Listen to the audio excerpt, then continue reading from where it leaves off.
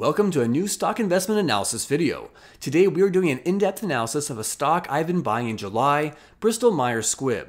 This pharmaceutical company is looking ahead to huge future growth and I'm investing to cash in. Make sure you watch to the end as I will be covering earnings, dividends, valuation, growth, debt, revenues, margins, and the company's future. Subscribe and hit the bell so you never miss a future video. Also make sure to like the video as these videos take me a ton of time to create and I would love to get them out to more people who are interested. Let's jump straight into our analysis on fast graphs. Looking at this earnings chart, I want to point out several things to you. First, Bristol Myers has been growing its earnings at a rate of about 9% annually. It has a market cap of almost $131 billion and has an A+ credit rating. An A+ credit rating is excellent. The dividend yield is a decent 3.11%. Looking at earnings, you can see that despite growing earnings by 32% in 2018 and 18% in 2019, the price has been falling. This gives us a good opportunity to buy. Earnings are forecasted to continue with excellent growth of 32% in 2020 and 19% in 2021. The share price has taken a hit but eventually will increase to match those earnings. How much can we expect to gain when that happens? Looking here at this chart, you can see that we might expect to receive 37% annual returns if we return to a fair value of a blended PE of 15. 37% returns until the end of 2022 is excellent. Using FastGraph's forecasting calculator, if we look out as far as 2023, we could see around 34% annual returns. Given the share price decrease over the past several years, Bristol Myers' annual returns for the past 20 years are around 7.4%. Although this does not beat the S&P 500, which was at 8.6% for this time frame, I believe BMY has the potential to beat the S&P 500 over the next several years. As investors, it is what our investments will do in the future that matters most, not what they have already done. Those gains and losses are already in the past. I would like to point out that the dividend growth has been fairly disappointing in the past and has only averaged 2.4% growth annually. However, the 2019 raise was higher than past years and it is currently at the lowest payout ratio it has been at in the last 20 years. I hope this indicates potential for a higher dividend raise in the future. Now, how confident can we be in those forecasted earnings by analysts? This is the Analyst Score card on FastGraphs. It shows how accurate analysts have been in the past. As you can see, earnings have never been lower than they were forecasted to be since 2013. It has never been more than 2.5% below forecasted earnings since 2009. That's a strong degree of confidence I have in the likelihood that they will see the earnings that they are expected or higher. Looking at Finbox notes the current share price is $57.85. However, using their proprietary Finbox fair value calculation, they determined the fair value should be closer to $66.61. The fair value by analysts is at $71. In other words, we could see some significant price appreciation. Finbox also calculates discounted cash flow. Based on a 5-year discounted cash flow growth exit, Finbox calculated that the fair value is around $96.47, which would give us a huge 66.8% upside. They note the 13.5% revenue compound annual growth rate and the amazing 82.8% unlevered free cash flow 5-year compound annual growth rate. We can also look at the 5-year discounted cash flow revenue exit. If looking at revenue instead, Finbox calculates almost the same fair value but slightly higher at $98.37. This is a remarkable 70% upside. Fidelity has its own rating system which they provide through S&P Global Market Intelligence. On the scale of 1 to 100, 100 is the absolute best. In terms of valuation, Bristol Myers is rated at 95 out of 100. That is very undervalued. For quality is at an 89 out of 100, indicating excellent quality. Now we can see the 17 indicates low growth stability, and this is an area of concern that we want to keep in mind. Finally, the financial health is extremely high at 97 out of 100. Now let's compare Bristol Myers growth to the other pharmaceutical companies in its industry. Looking here, we can see that in the last 12 months, they have taken a hit to their earnings per share growth. However, the last 5 years have averaged around 11% growth per year, which is at the 59th percentile for the industry, and they are projecting around 22% growth annually for the next 3 to 5 years, which is quite massive and at the 94th percentile. The revenue is up 33% in the past year and at the 78th percentile. Book value has been growing at over 28% annually for the last 5 years, and that's at the 79th percentile.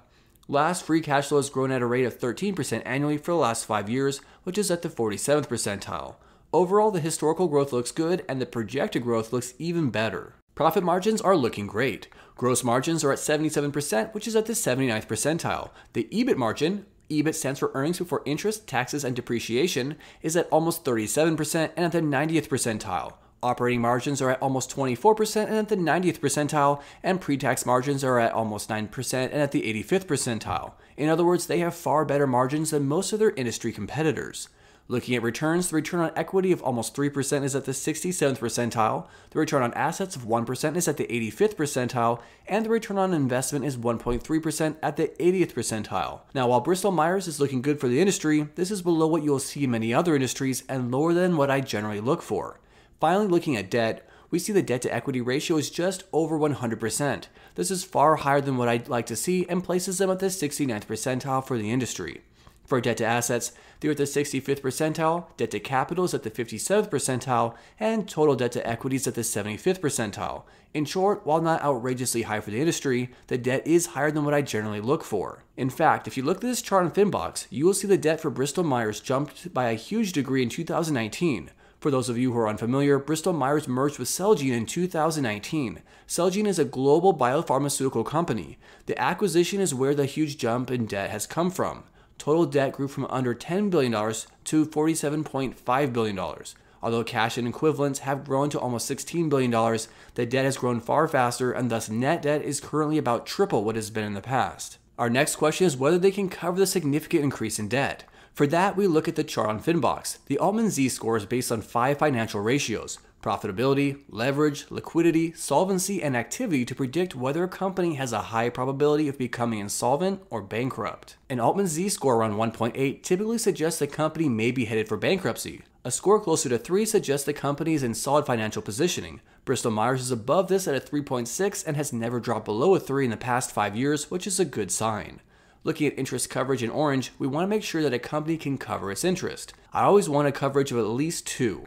Here we can see the coverage ratio is at 7.9. The short-term debt coverage ratio also needs to be above a 2 for me to feel minimally comfortable, and we see that it does exceed that at 2.6. Last, we look at the current ratio and the quick ratio. These ratios tell us whether a company can meet its current or short-term financial obligations to debtors. We want them to be at least a 1, and the quick ratio is 1.4, and the current ratio is 1.7, which places them above that cutoff. So in short, I do see them as being able to cover their debts. In this chart on Finbox, we see the improvements Bristol Myers has made over the last 5 years. Earnings per share in green have grown from $1.63 per share to its current $2.87 per share. Although there was a recent decrease, this was in part due to the current health and economic crisis. Looking at revenue, this grew from $16.5 billion to over $31 billion. Doubling revenue in only 5 years is pretty amazing. Last, we look at unlevered free cash flow in red. We can see that in only 5 years, they have essentially tripled the free cash flow from $3.6 billion to $10.4 billion. Finbox has its own analyst forecast for future growth for Bristol Myers. Here we can see that earnings per share in purple, revenue in green, and unlevered free cash flow in red are expected to grow between 2021 and 2024. Revenue in particular is expected to grow from around $40 billion to close to $50 billion. So why are analysts forecasting such strong growth? What is in the future for Bristol Myers?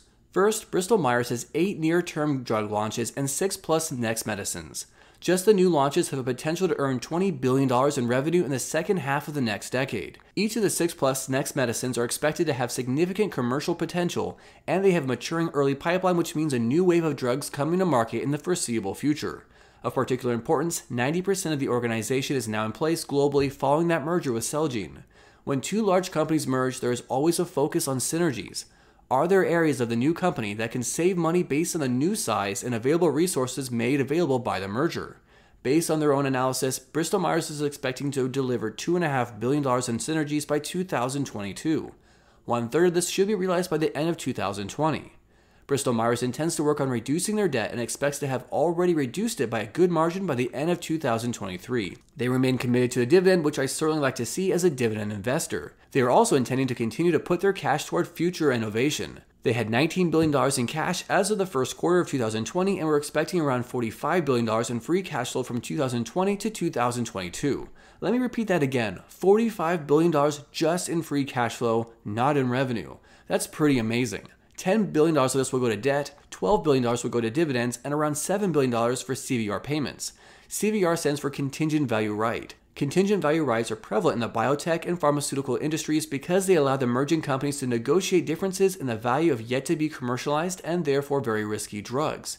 So what this means for us is that they will have a significant amount of free cash flow left over to innovate or to put into new developments after having used their free cash flow for things like debt and dividends. We are seeing amazing growth in the sales of some of their drugs like Eliquis. Eliquis has grown rapidly since 2013 and had around $8 billion in sales just in 2019. This makes it the #1 oral anticoagulant globally. They have found a use for Zeposia in treating multiple sclerosis, which will be a new avenue for additional revenue. The launch was made in June of 2020. Like Zeposia, other drugs like Cendakimab and TYK2I have big potential for use in new indications. The more uses a drug is approved for, the more people the drug can be prescribed for, and the more money Bristol Myers will make. This of course means that then there will be more money for those of us who invest in the company. It is also worth noting that Orencia has been doing very well. TYK2 has been shown to have potential benefits in a wide variety of conditions like psoriatic arthritis, lupus, ulcerative colitis, and Crohn's disease. By 2022, they expect to see a significant evolution of their immunology portfolio with a broad range of very profitable and promising drugs.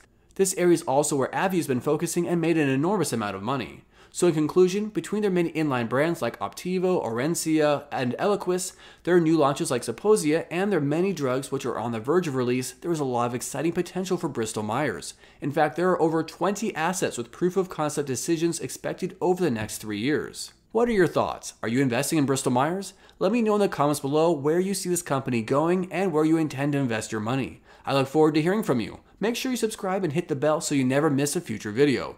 As always, good luck with your investing.